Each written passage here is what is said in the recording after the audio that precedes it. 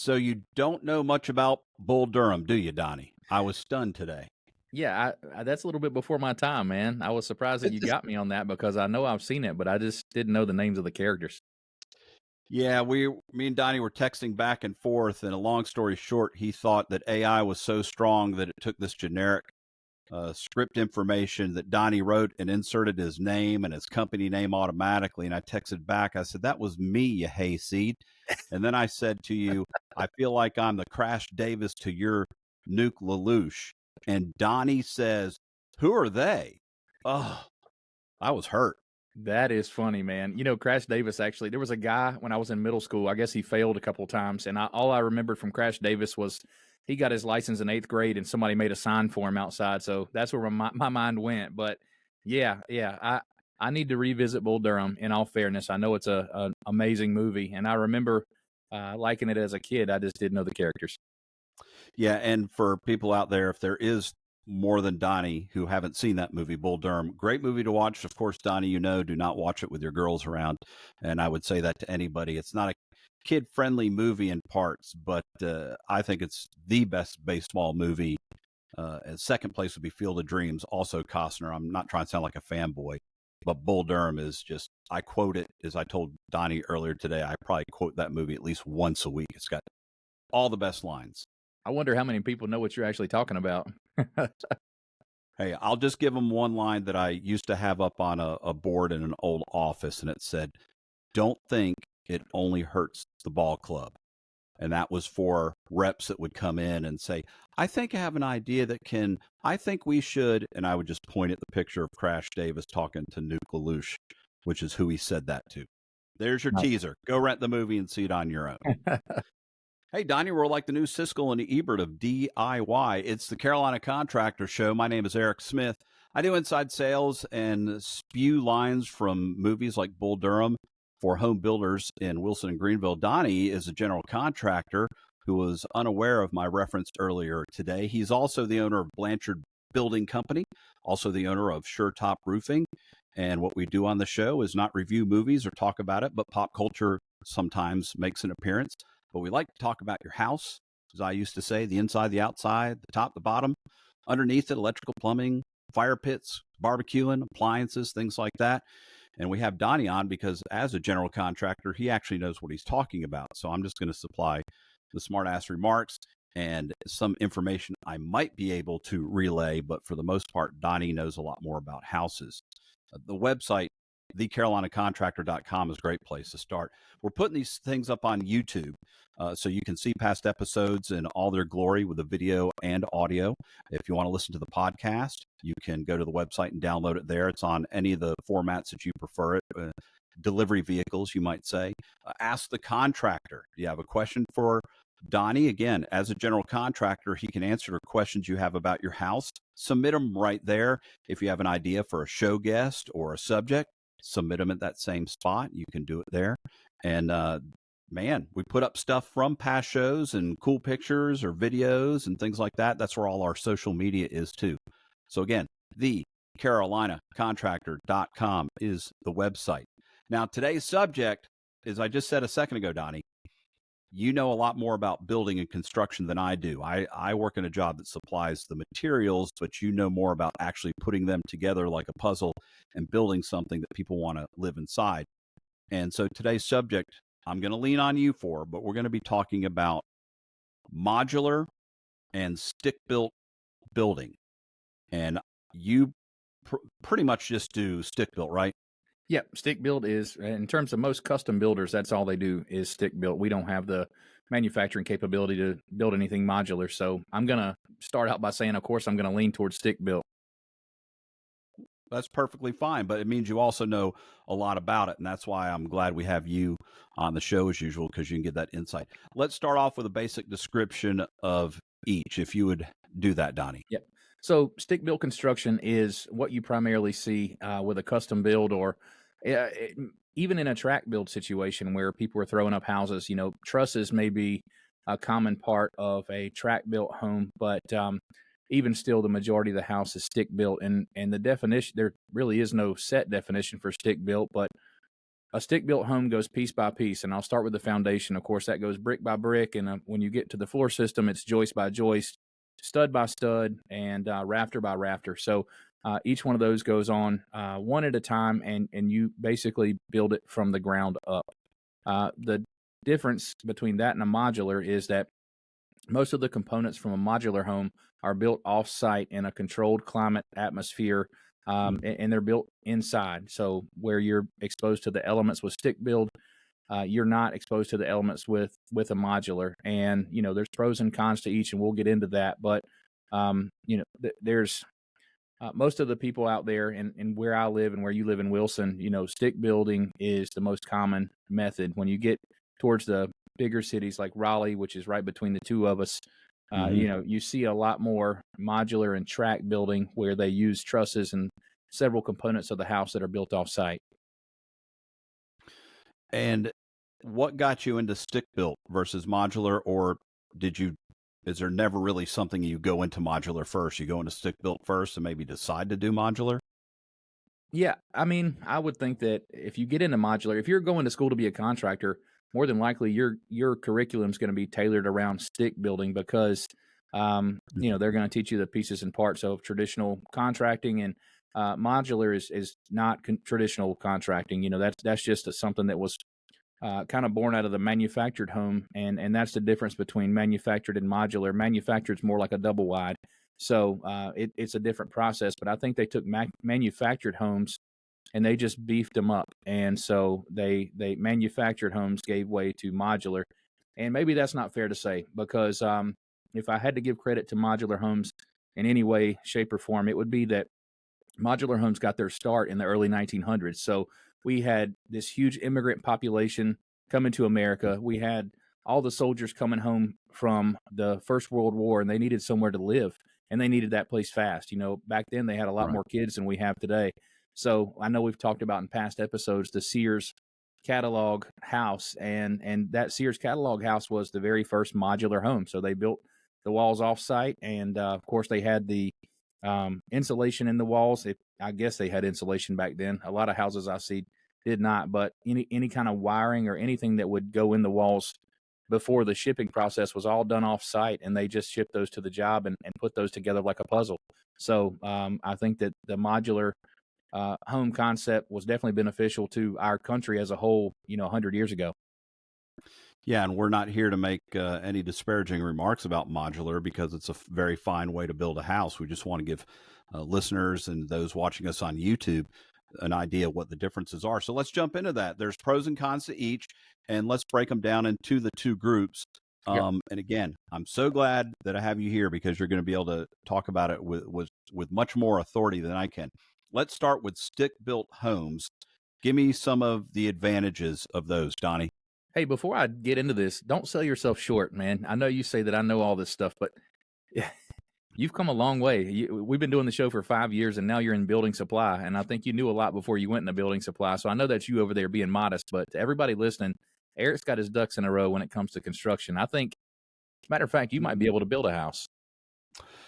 Here's why I do that, Donnie, and I'm going to give away the secret now. Low expectations make everybody surprised. But if I come across saying, I know all this stuff, and then I say something stupid, then they go, he's an idiot. So I always like to lower that bar. I call it my good lucky feeling. It's got me a long way through life. Under promise and over deliver. I hear you. Boom. You got it. All right. Okay. So stick built. Give me some pros. Advantages are that you can customize a stick built home pretty much as you want. And as you go through the process, it takes a little longer to stick build. So if you're a homeowner wanting your fingerprint on that house as the framers are going through, once you physically see that space and you see the walls go up and that envelope closes the house up, you can say, hey, this might look good over here. This might look good over there. So you have the ultimate flexibility. And I think that, that gives you so many more design options. And like I mentioned during the framing phase, if you want to move a wall or if you want to change the size of a tub or a shower, you have the option to do that. And another thing that I like is that, you're incorporating local labor. So you're giving all these people locally a job. And people say that folks just don't want to work. I don't find that to be the case where we are because, we have very high quality subs. We have very high quality in-house workers. And all those guys, they've shown up for 15 years, 7 o'clock in the morning, ready to put in a 50, 60-hour work week. So it gives me a lot of pride to incorporate local folks into all of my builds. But I'd say, structurally speaking, a big advantage would be that if you truss a roof, or, of course you have a manufactured home, they have little to no attic space. So when you stick build a home, of course, you're going to use 2x10s instead of a 2x6 truss with a bunch of bracing and all that stuff. But you basically triple the size of your attic space. So that's a really big deal to a lot of people, where that's their only means of storage. And I don't want to get into this on this show, but we put a beefed up pull down stair in there that's insulated very well. In the case where we don't have spray foam in the attic, that insulation is super important for your heat loss and heat gain. But the last thing I'll say as an advantage is that you get better homeowner insurance rates. So stick building is the gift that keeps on giving in terms of your homeowner insurance rates. And I think that, over time, that's just one of those things that pays for itself. Real quick, I want to deviate into that extra space, and you talked about using a pull down step. Are there a couple quick things people need to know of how to turn a bonus room, what it requires to be considered an actual bedroom? You have to add a closet. So most building inspection municipalities, they say that you have to have a closet to consider it a bedroom, which is easy enough. But in a bonus room situation, you often have those 45-degree angle walls where the roof is the ceiling, not to quote Michael Jordan. But you have the 45-degree angle walls where, you have to make use of that and figure out a creative way to actually have closet shelving if you do, in fact, incorporate that into that bonus room. Could you, in theory, have an extra bedroom that uses pull-down steps to get to it? Not if you tell the inspections department. So it's Okay. that would be like your least favorite kid. So hey, Okay. I'm sorry that you're going to have to do this every day, but put the stairs back up when you go to bed. Yeah, that's it. And then you could lock it. No, I'm just kidding, please. And we're not going to padlock the doors. That's All right, wrong. let's go to some disadvantages of the stick-built homes, Donnie. Yep. Like I mentioned before, they're very time consuming. When you get into a stick built home, you're at the mercy of the elements, and weather is never your friend. Where we are, of course, North Carolina doesn't have bad weather, but when it's raining, you can't necessarily do the same thing. And it's not just that it's raining on where you're working; it's making the job site a muddy mess. And of course, that especially when you get towards the finished part of the house, that just makes everything bad. If you have a lot with really nice dirt, that translates to red mud everywhere. And so people often think that a disadvantage or a con is the cost. And what I'm seeing lately is that the modular home cost is pretty much neck and neck with us. And I think they took advantage of the housing market being up, and they eased up on their price, and they're still selling. Of course, that's marketing 101. And when the last house that I priced against a modular, I want to say we were about $20,000 apart, and that wasn't with a lot of options on the modular. So I think if you're a person that wants a modular with the options, they really hit you over the head when with anything that deviates from the standard home. So that's one thing I would say that other than weather and time, the cost thing's definitely not anything I'd take into consideration. So yeah, it's hard for me to find a lot of cons for a stick built, because I really feel like that's the best way to go. Good. No, I think that's fair. I mean, we kind of got a guide of some people's opinions, but you're right. Depending on where you are, the climate can greatly affect whether the cost will be on par with a modular. Now, speaking of climate, we talked about how modular homes, a lot of them are built in a climate-controlled warehouse. They're sectioned out. So we're not going to address the benefit of having those pieces made. We now want to talk to when they get to the job site.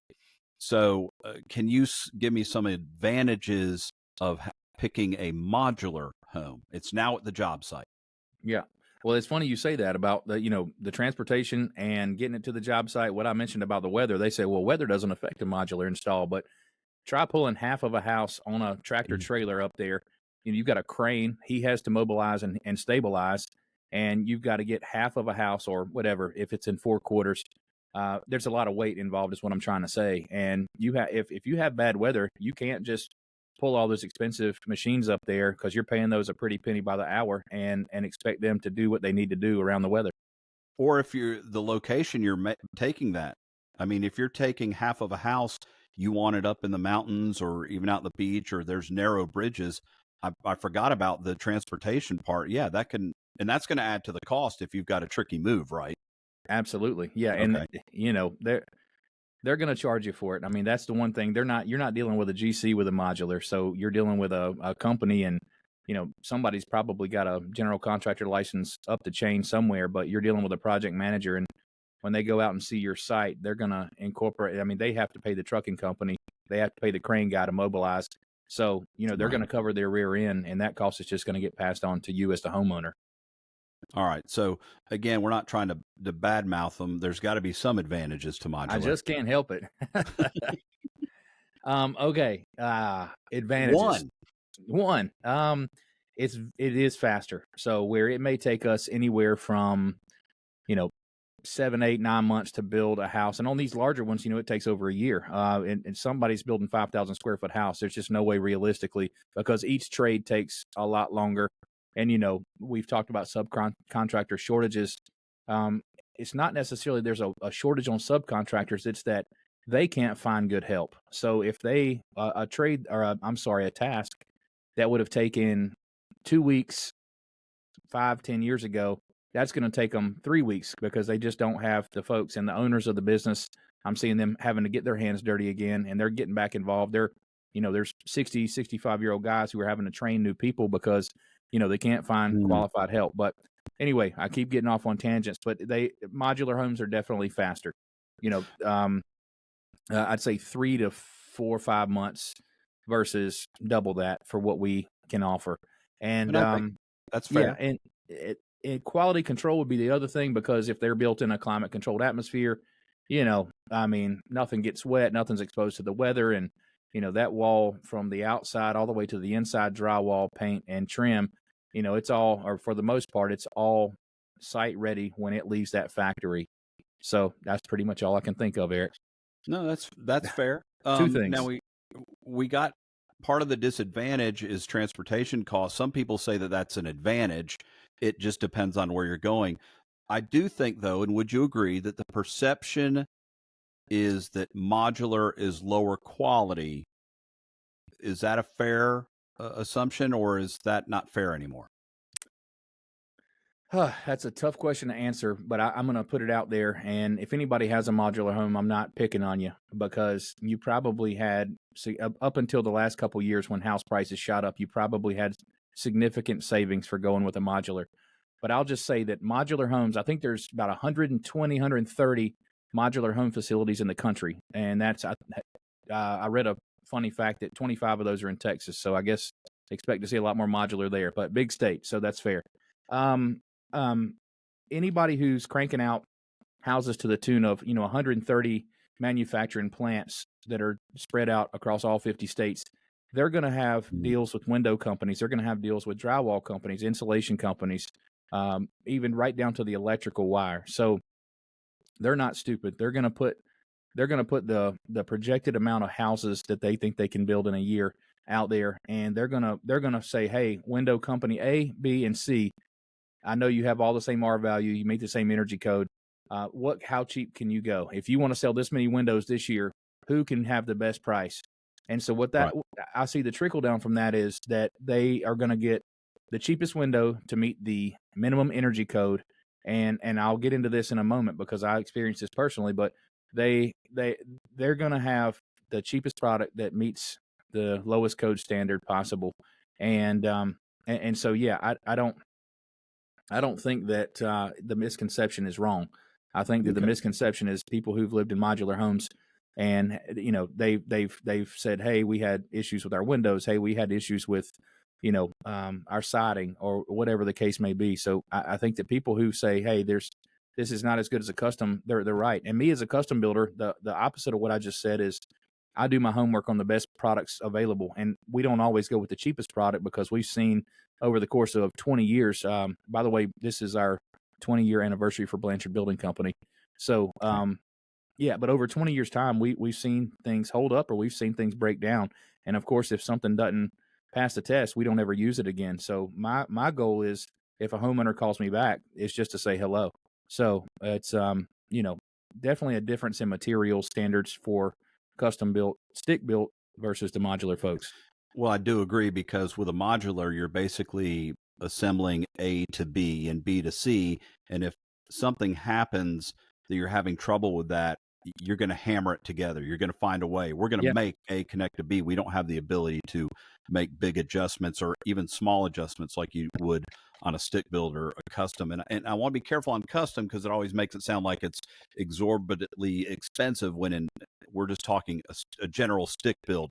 We're going to compare the same type of house if it were modular or stick built. You, Donnie, you've done insurance adjusting. You're familiar with the insurance industry. Is there a difference on getting insurance for a modular home than a stick built? So there is a big difference on manufactured homes. So double wides, mobile homes, those we talked about RCV, which is replacement cost value or replacement cost coverage, is the way people word it Mm-hmm. in a past show. And meaning that if you have an insurance claim, they're going to depreciate that claim. And if you follow through with the repairs that they pay you for, they give you that depreciation back. It's recoverable. And that's what you get with replacement cost value. Um, Most manufactured homes do not qualify for that, meaning if you have damage, they do an ACV policy and they keep that depreciation. So that could be as much as half of your insurance claim. So with modulars, I don't know exactly the formula they use for discounting something that if it's modular, but I think that modular and stick built are probably pretty close in terms of insurance rates. Well, let's talk real life experience with this because I know you don't do modular, but you've probably done work on modular homes and you've done enough, whether it's a renovation or an upgrade or repairs, that it gave you a good insight of some of the pros and cons of it. But give us a couple real life experiences you have when it comes to working, say, on a modular stick built, inside and out. Yeah, I had a family member that wanted a house built. I don't know, it's been 5, 6 years ago, and I was so busy that I said, "Look, it's going to be. I'm a year booked out, so I can't do it right now." And they wanted a basement, and the modular company gave them very attractive price, and I said, "Well, roll with it," because they were on a time crunch and they needed to move in sooner than later. Well, fast forward a couple of months from that conversation, and they got the basement wall put in. Everything was fine.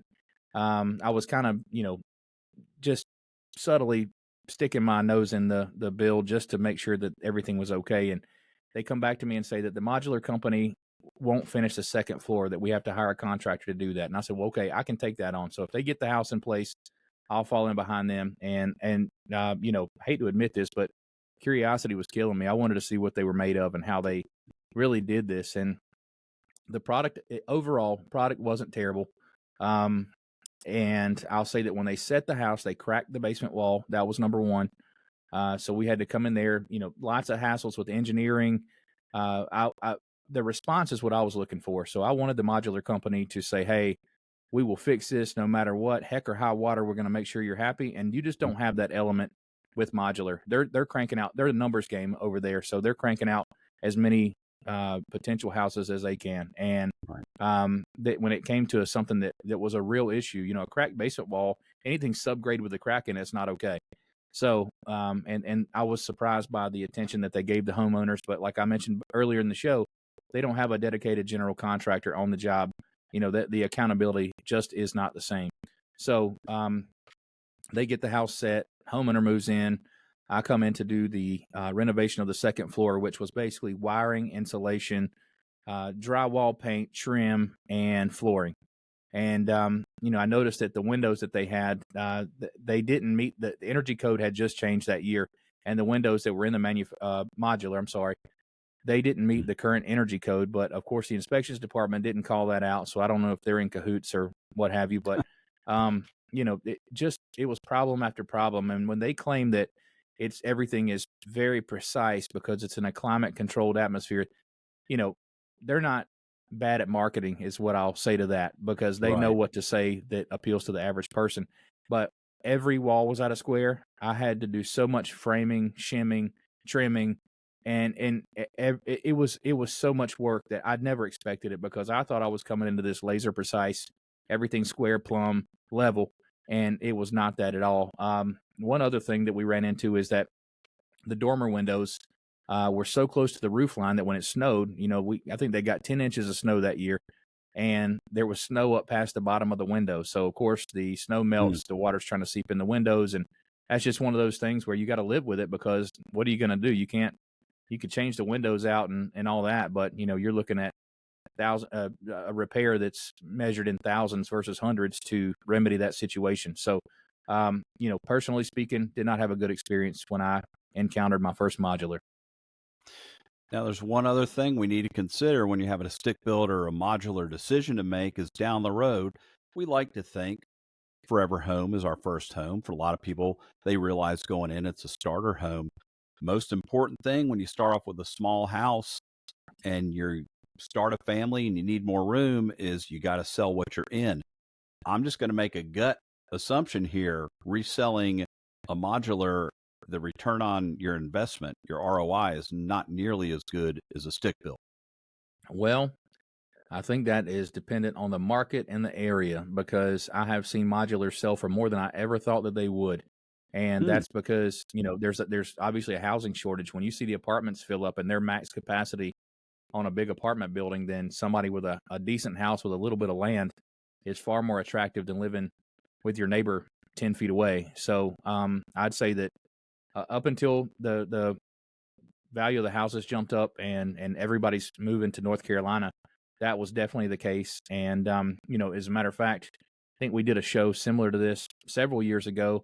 And at that point in time, manufactured homes actually depreciated. So the point that I made back then is stick built appreciated, and manufactured, meaning the mobile homes, double wides, they actually went down in value as they aged. So yeah, that's a lot to take into consideration there. That's a question to ask your local realtor, because they'll have their finger on the pulse for what they've been seeing in recent months.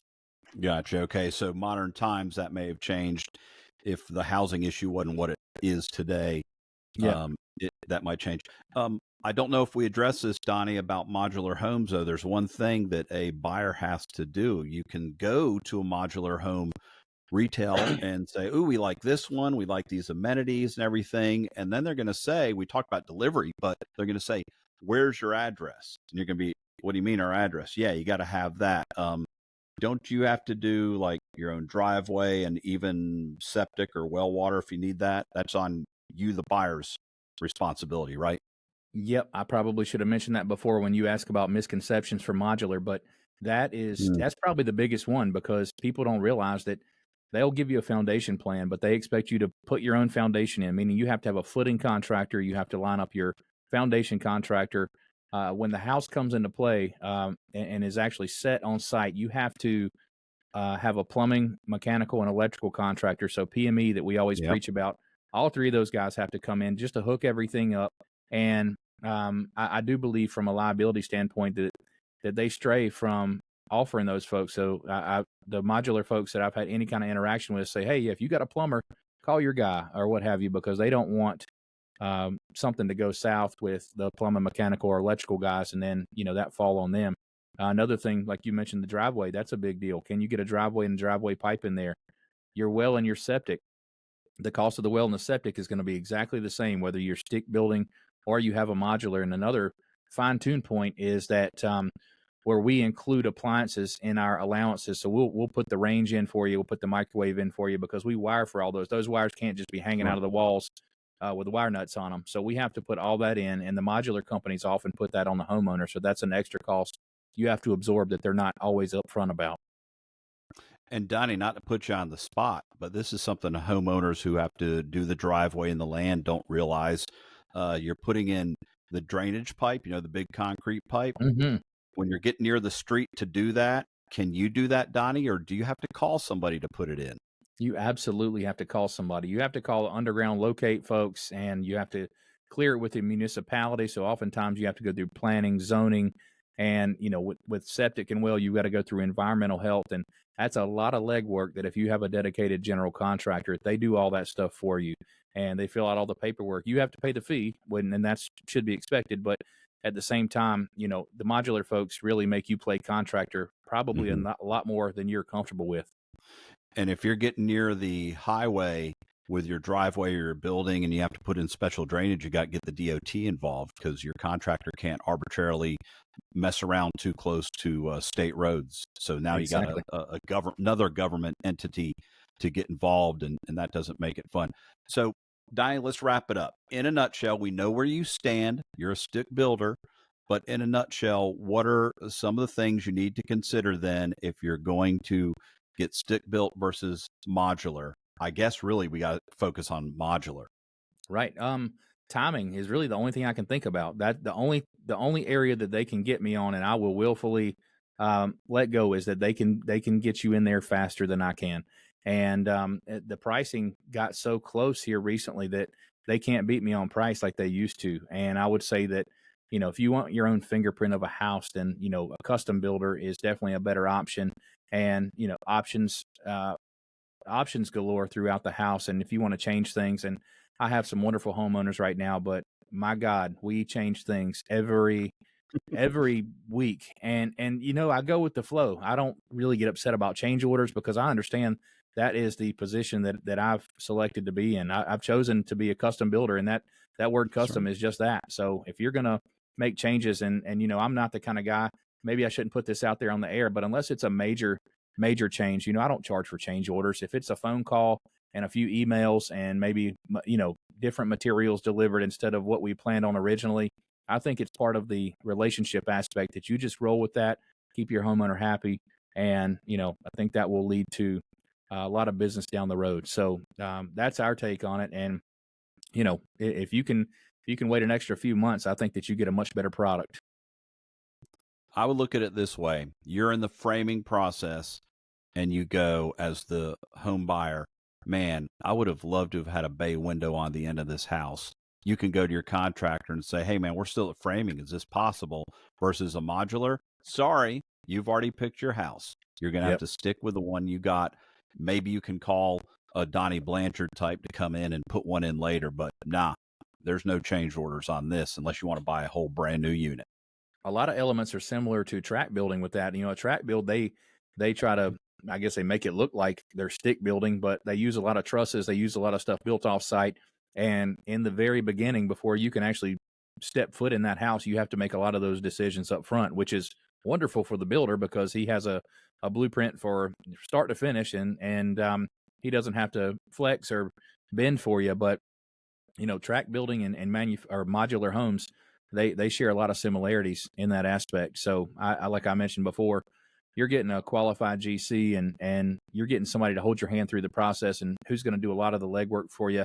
And that 15 to 20% that we charge definitely has some value because you're paying the same amount of money with a lot less decisions as the homeowner. Donnie Blanchard, general contractor and owner of Blanchard Building Company. You can find his information on Facebook and on Instagram. See the stuff that Donnie can do. Also, SureTopRoofing.com. He owns that also. But again, we're not downplaying modular homes, but there are some things that you need to consider when choosing a home, and a stick built does have some major advantages as we just discussed on the show, and we'll put more information up at the website. But there's a reason you stick with stick built, no pun intended, I guess, Donnie.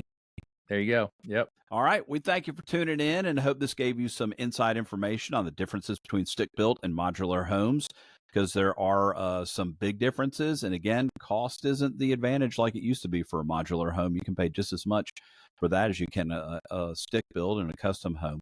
So go to the website, get more information, thecarolinacontractor.com. And I want to thank Donnie for coming in and giving us his expertise on stick-built homes and the contradictions and the comparisons and pros and cons to modular building. And we hope to catch you again next week.